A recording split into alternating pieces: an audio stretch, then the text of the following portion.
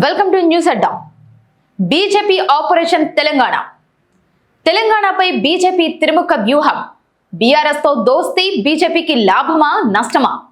Harish రావుపై BJP గురి. తెలంగాణలో కాంగ్రెస్ పార్టీని బీజేపీ చీల్చబోతుందా?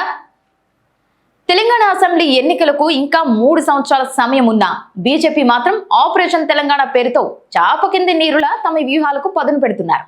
అందుకోసం బీజేపీ అధిష్టానం తెలంగాణపై త్రిముఖ వ్యూహంతో ముందుకొస్తున్నట్టు సమాచారం.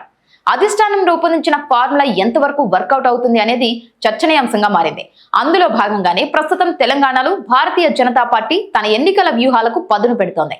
వచ్చే ఏప్రిల్లో ప్రధాని నరేంద్ర మోదీ పర్యటన కేవలం అభివృద్ధి పనులకే పరిమితం కాకుండా రాష్ట్రంలో పార్టీని అధికారంలోకి తీసుకురావడానికి అవసరమైన గట్టి రాజకీయ పునాది వేయడానికి సంకేతంగా కనిపిస్తోంది.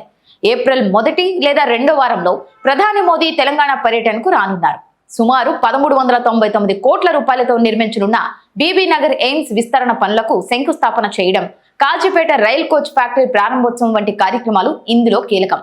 సాధారణంగా ఎన్నికలకు చాలా ముందుగానే రంగంలోకి దిగే బీజేపీ శైలి ప్రకారం ఈ అభివృద్ధి పనుల ద్వారా కేంద్రం తెలంగాణకు ఏమి చేసింది అనే అంశాన్ని ప్రజల్లోకి బలంగా తీసుకెళ్లడం మోదీ టూర్ ప్రధాన ఉద్దేశం. ఇదిలా ఉండగా తెరపైకి మరో అంశం రావడం, అది కూడా బీజేపీ బీఆర్ఎస్ పొత్తు అంశం. ఈ దోస్తానా బీజేపీకి లాభమా నష్టమా అంటే నష్టదాయకంగా పరిణమించే అవకాశాలే ఎక్కువగా ఉన్నాయని రాజకీయ విశ్లేషకులు అభిప్రాయపడుతున్నారు. కాంగ్రెస్ బలపడుతున్న తరుణంలో బీఆర్ఎస్ తో పొత్తు బీజేపీ సొంత బలాన్ని, విశ్వసనీయతను దెబ్బతీస్తుందని, కార్యకర్తలు నిరుత్సాహం కలిగిస్తుందని భావిస్తున్నారు. తెలంగాణలో కాంగ్రెస్ బీఆర్ఎస్ లకు ప్రత్యామ్నాయంగా ఎదిగిన తరుణంలో బీఆర్ఎస్ తో కలిస్తే ప్రజల్లో ఉన్న నమ్మకం తగ్గుతుందనే అభిప్రాయాలు వస్తున్నాయి. బీఆర్ఎస్ పాలనలో దశాబ్ద కాలం పాటు ఆ పార్టీతో పోరాడిన బీజేపీ శ్రేణుల్లో ఈ పొత్తు తీవ్ర నిరుత్సాహాన్ని కలిగిస్తుంది అనేది మరో వాదన. ఒకవేళ దోస్తానా కలిస్తే దీన్ని అవకాశంగా తీసుకొని కాంగ్రెస్ పార్టీకి బీజేపీ బీఆర్ఎస్ ఒక్కటనే ప్రచారాస్త్రం దొరికినట్లు అవుతుంది.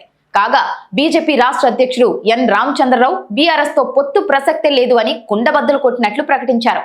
కానీ ఈ విషయం ఖరారు చేయడానికి ఆయన హోదా సరిపోదు.